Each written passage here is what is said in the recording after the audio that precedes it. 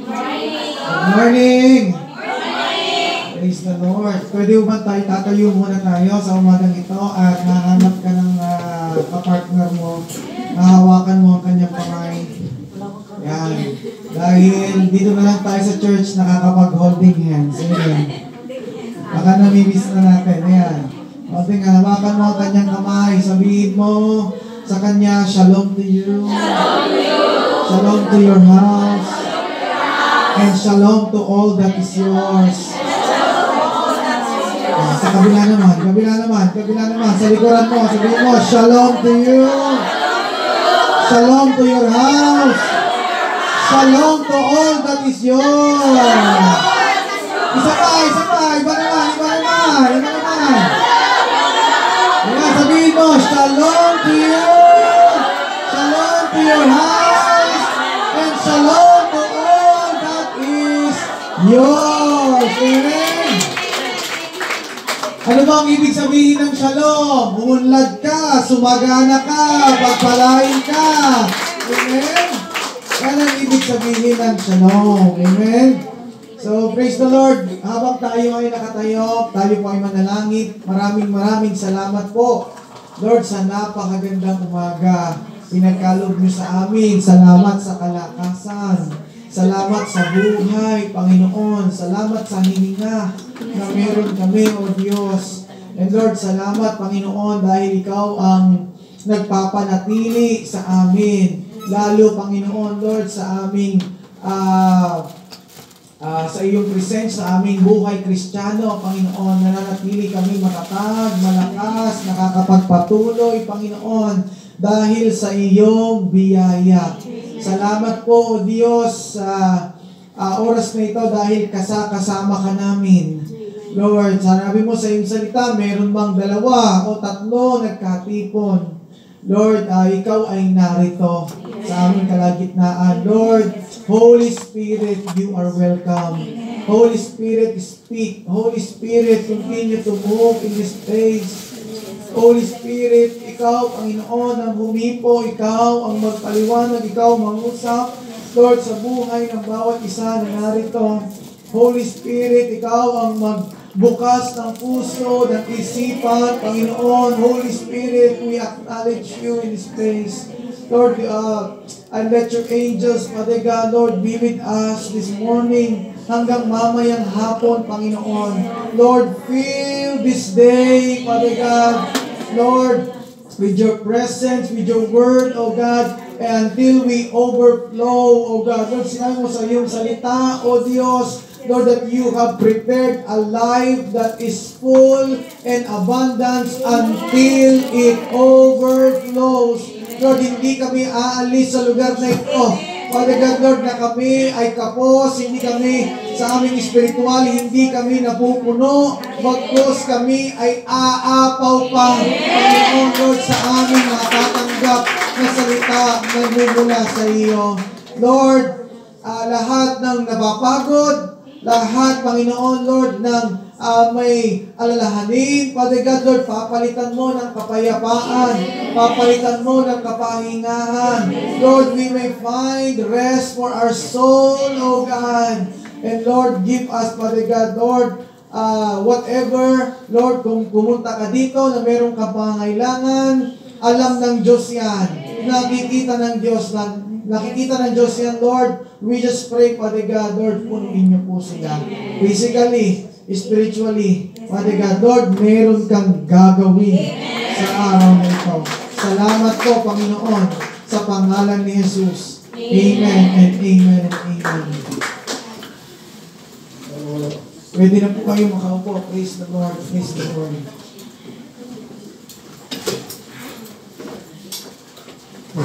It's been, I think, 2017, the last time na tayo po ay nakapag-visit po dito. And then, dumaan ang pandemic. Praise the Lord. Sino dito nakasurvive ng pandemic? Hindi lang tayo nakasurvive, tayo ay dinala ng Diyos. We really made it. We have gone through it, kumbaga. And talagang, nung sinabi ni Bishop na kami ang pupunta dito, okay na ba magkwento muna ako? Okay, now because we have a day, right? Yes. We have the whole day. Yes. Amen? So, tapos na ako ng alas 3. Alright? Abangan ninyo, make sure na kayo ay nakapag-breakfast. Alright? Because I will end at 3 p.m. Alright? Okay. Kwentuhan lang tayo muna before I go to my PowerPoint. Ayan, alam po ninyo, it's been ilang years na rin, 2017 I think the last time, ano? At doon pa tayo. Yan lang, sa kabila lang. At talagang, naalala ko noon ay talagang dyan din kami natulog. Ngayon, praise God, nandyan na kami ngayon sa Rio Hotel. Ano? Praise the Lord. At talagang ang dami-daming kwento. Sanay naman tayo dyan. Because the first time na nakatapak ako dito sa Hong Kong, besides nung JRM pa, doon sa Shopee 1. Doon ang church ng JRM. Yun, grade 5 ako noon eh. Grade 5 noon. And then, with Pastor Bishop Vincent Javier. And then, yung second time na balik ko dito, noong 2000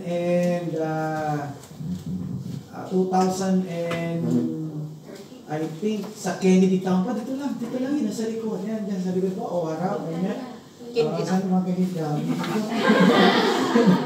Yan pa yun, sa Kennedy Town noon, I think 2000, mga ganun 6 yun 2006, 2007. Malapit sa Westwood, ang ating church dyan. Naku, napakaliit.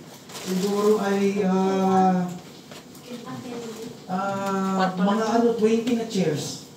20 na chairs lang. Meron din ganyan, meron ding purgatorio yung church doon. Pagpasok mo dyan, ganyan. Wala dito sa purgatorio, meron din ganyan. Kasi naka-built-in na yung kwarto doon, yung daan. Built-in na siya. Tapos kalahati lang ito, paglabas mo, ayan na yun. Mabilang ka lang ng 20 na chairs. Ganun lang ang church po natin dyan sa may Kennedy Town. That time. And then, napunta po tayo ng Wanchay. After ng kaito, nag-Wanchay po tayo. Doon ako tumira. Mabalik-balik ako noon kasi nga dati nagpapadala tayo ng pastor. At kaya talagang itong Hong Kong ay parang ko na ito Tagal ko tumira 3 months, ganyan, 3 months. At after 3 months, mag-ano ulit ako. Uuwi, tapos babalik na naman. Ganyan, kumbaga. At yun na rin yung, natutuwa ako dahil yun na rin yung parang, parang nagsisimula bilang isang pastor ba, OJT, kumbaga pinagpraktisan. Hindi naman. Dahil grabe ang Panginoong Jesus, iba din that year. So I was, mga 20, ganyan, 20 years old, 8 years ago lang yun. 8 years ago.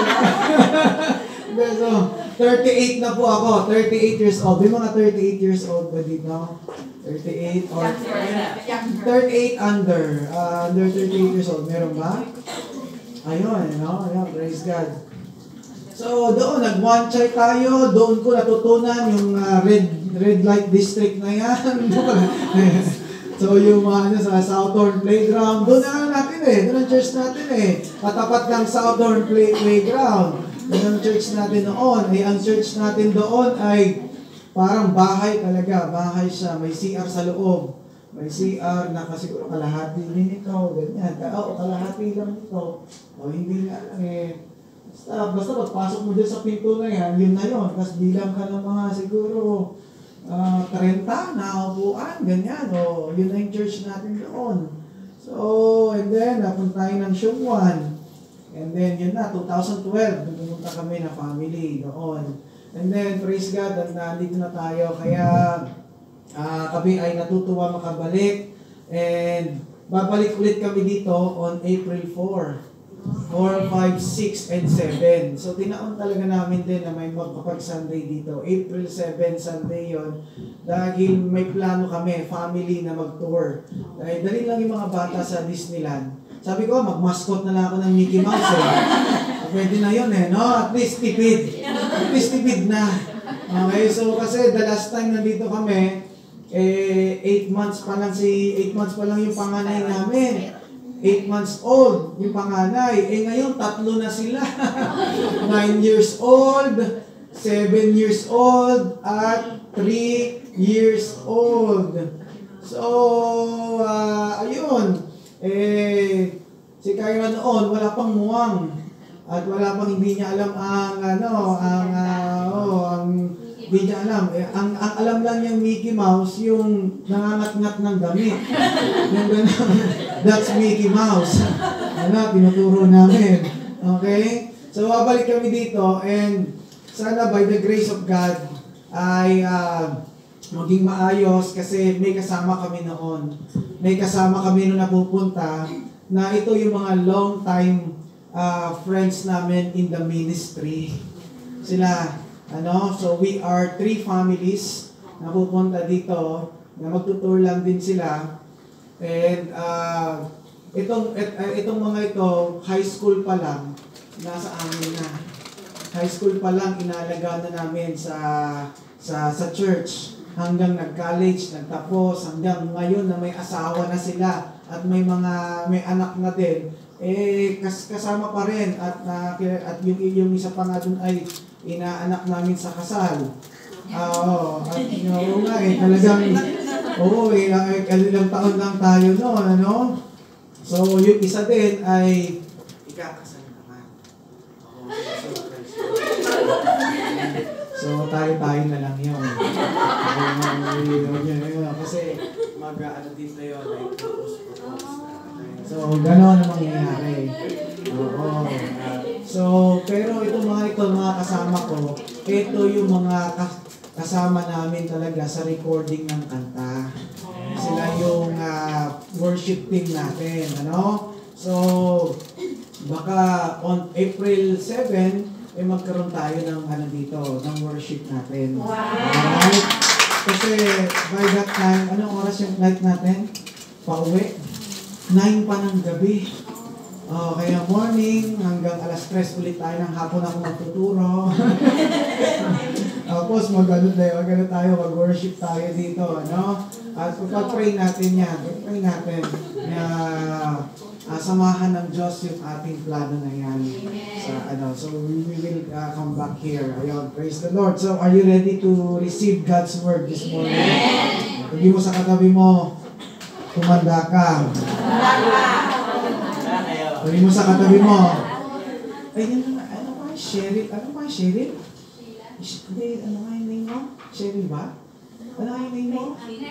Ayun, yan. Oo, yan. Dubai po. Oo, tama. Yan. Correct. Okay. Sabi po dito, sa 1 Peter chapter 4, 1 Peter, abante lang po kayo. Ay, pakita niyo lang po dyan. Nandiyan po lahat yan. Ayan. Pasok po. Pasok po kayo. Okay. 1 Peter chapter 4, verse 12. Verse 12. Ayan, may PowerPoint po tayo dyan. Sabi po dito, Beloved, mga minamahal, sabi ni Peter po ito. So, Peter is addressing, or sinulat ni Peter ito, hindi sa mga unbeliever or hindi mananampalataya. Kasi, sinabi niya, nasulat niya dyan, beloved. Alright, so ibig sabihin, mga minamahal ko, mga kapananampalataya ko, mga kasama ko sa faith in God, alright, ang sabi niya, beloved. Mga minamahal. And I think that the Word of God and Peter also is saying to us na mga sa atin ngayon sa umagang ito, Beloved, do not think it is strange concerning the fiery trial. Sabihin nga po natin, fiery trial. Fiery trial. Which is to try you, as though some strange thing happened to you. Sabi doon, mga minamahal, huwag niyong isipin ang mga bagay na na mga bagay na para kang dumadaan sa apoy na ikaw ay para subukin, na parang ito ay bago sa iyo. Minsan sabihin pa natin, fiery trial. Fiery trial.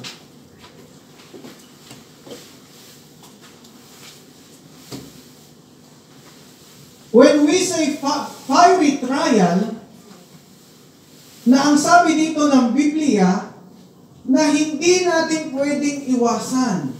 Minsan, ang mga problema ay pwedeng in a forms of, pwedeng ang apoy ay in a form of problems in life. Pwede na, ito yung mga bagay na susubok sa atin. Ito yung mga bagay na minsan, ito yung mag-shaken ng faith natin. Fiery trial, minsan pinadadaan tayo sa apoy, okay? Yan yung mga bagay-bagay na hindi natin inaasahan na dumarating sa buhay natin. Ngunit ang sabi ng Biblia, which is to try you, para subukin ka. Not to destroy you. Minsan kasi, pag may mga fiery trial o minsan dumadaan tayo sa apoy, minsan pinapayagan ng Diyos na tayo ay dumaan sa apoy, hindi para sunugin ka, hindi para wasakin ka, hindi para patayin ka, para subukin ka. Hello? So, ibig sabihin pala, sa buhay natin, is dadaan talaga tayo sa apoy. Dadaan ka sa apoy at walang exempted sa atin doon. Kahit na pastor ka, kahit na leader ka, kahit na ikaw ay nakikinig, member ka, kahit na anuman ang posisyon, estado, ikaw ay presidente, ikaw ay kapital, ikaw ay kagawad, ayan, mag-i-eleksyon na naman. Next year. Kaya, meron ba akong makukuha ang boto dito? Susunod na eleksyon? Ayan, kasi parang pinagpipray ko kung lalaban akong kagawad sa barangay natin. Ano? J. Magtibay. Asahan mo, matibay. Panalo na ba? Kakagatin na ba ng tao? Hindi matitibag. Matibay. Ha? Sintatag ng simento. Sintatag ng wine. Ano? Sintatag ng sunshine. Parang kanta na yata yun, ha? Parang mapunta na tayo ng ages. Yan. So, nasa na ba ako? Ayun, ano? So, presidente ka, kagawad ka, ikaw ay politician, ikaw ay businessman, lahat tayo dadaan sa fiery trial. May apoy ka na dadaanan. May natawag sa iyo. Hello, ati. Hello, ma. Hello, ma. Hello. Baka naman, meron ka dyan. Si Bunso, ganito ganyan. Si Mama, ganito ganyan, may sakit. Bigla-bigla, ganito. Si JPC Junior, ganyan-ganyan. Ako po. Kaya tawag dyan ng Bible, fiery trial. Ano man ang mga pagsubok o ano man ang mga problema o mga hamon ng buhay na darating sa atin, ang sabi ni Peter dyan, that is a fiery trial. Dadaan talaga tayo dyan sa apoy. Which is, anong sabi ng Bible? To try you. To test you. Ibig sabihin ng to try you is to test you para ikaw ay subukin. Sa school, bakit nagkakaroon ng exam? Bakit may mga quiz, long quiz? Ano ba naman yan, ma'am? Ano naman yan, madam? Hindi kami handa.